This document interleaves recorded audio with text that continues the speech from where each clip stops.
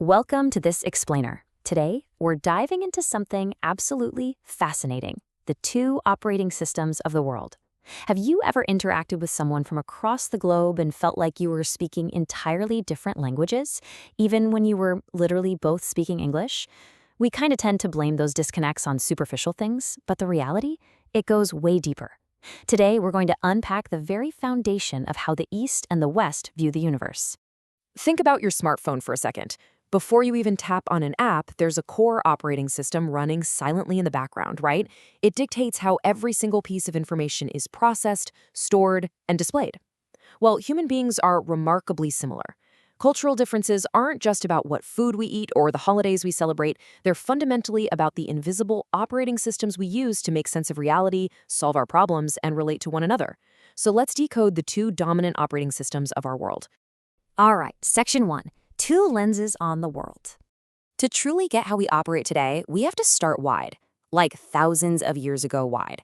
If you look at the roots of Western thinking, which is heavily influenced by Egyptian and Greek concepts, you find a universe built on duality. It's an operating system of opposing forces: good versus evil, order versus disorder, civilization versus the wild. It's an inherent conflict where one side is always fighting to win and eliminate the other. But on the flip side, looking at the Chinese concept, we see a focus on yin and yang. These aren't enemies, they're complementary forces. They're different, for sure, but they exist together. One literally cannot exist without the other, creating a philosophy that's rooted entirely in harmony rather than conquest. Just take a close look at this. Notice the shapes. There is a solid white dot firmly planted right inside the black segment, and a black dot sitting perfectly in the white segment. This brilliantly proves that there's always yin within yang, and yang within yin. They aren't trying to destroy each other at all. They're interacting. It's exactly like the organs in your own body.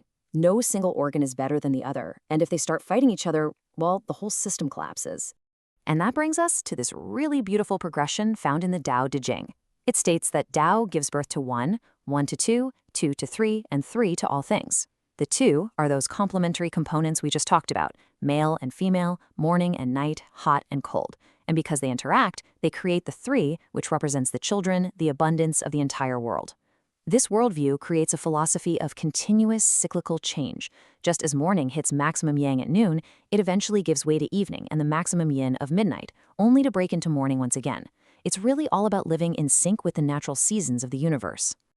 Moving on to Section 2, the individual and the collective. Okay, let's bring this down from cosmic philosophy to everyday human behavior.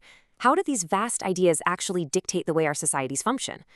Honestly, the answer largely comes down to geography and plain old survival. The Western operating system has deep roots in oceanic and commercial civilizations. When your survival depends on navigating rough seas and trading across harsh environments, you develop a culture based on conquering nature. Man is the master of his domain, right? But the Chinese operating system is rooted in an agrarian civilization. When your survival depends on farming, you realize very quickly that you absolutely cannot conquer the weather. You have to adapt to it, coexist with it, and find harmony with nature's cyclical laws. So the real kicker is how these distinct survival strategies shaped what we value.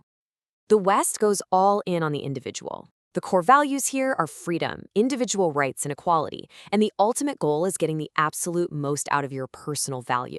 Society is kept in check by a strict rule of law and contracts, which often traces back to concepts like original sin, where you need external rules to keep order.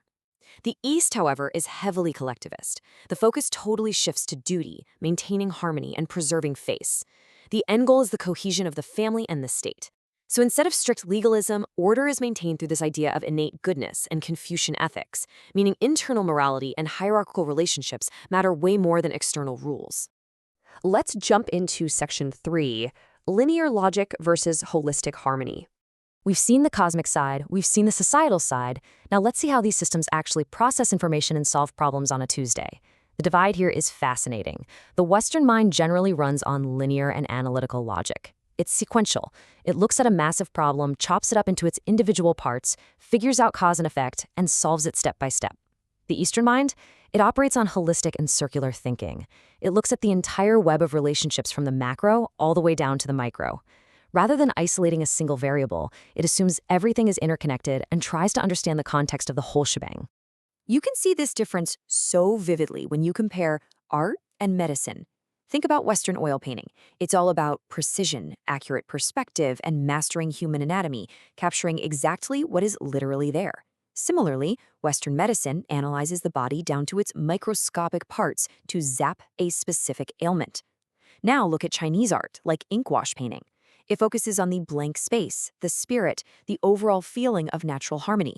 And Chinese medicine doesn't just attack a localized disease, it views sickness as a systemic imbalance.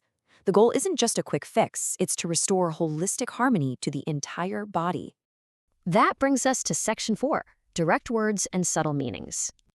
Let's look at how this impacts the way we actually talk to each other, whether you're negotiating in a corporate boardroom or just chatting in your living room. Communication styles are a direct reflection of these operating systems. Westerners usually roll with a low-context style. That means the words themselves carry the entire weight of the message. It's direct, it's explicit, and it totally encourages open debate. Getting straight to the point is the goal.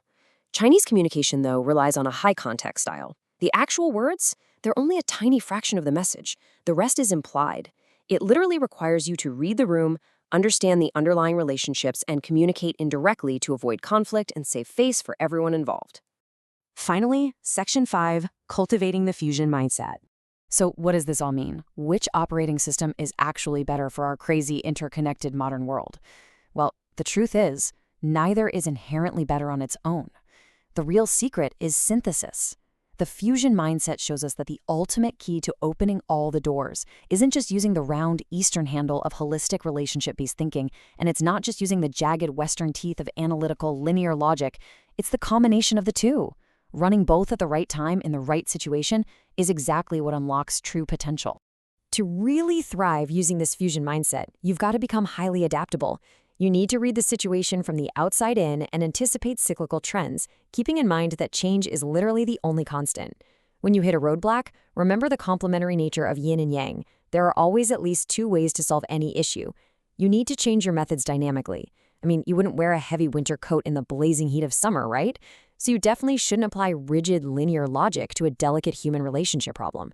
The trick is to apply Western linear focus when executing tasks, but use Eastern holistic awareness for managing people and understanding context. We really don't have to be limited by the default programming we were born into. The most successful innovators and thinkers of our time have this amazing integrative complexity. They can hold two completely opposing ideas in their heads and forge an entirely new path forward. So as you go out into the world today, I want to leave you with this thought. Stop choosing sides. How are you going to blend the analytical logic of the West with the holistic harmony of the East to run both operating systems simultaneously in your own life? Thank you so much for joining me for this explainer, and I'll catch you next time as we continue to decode the world around us.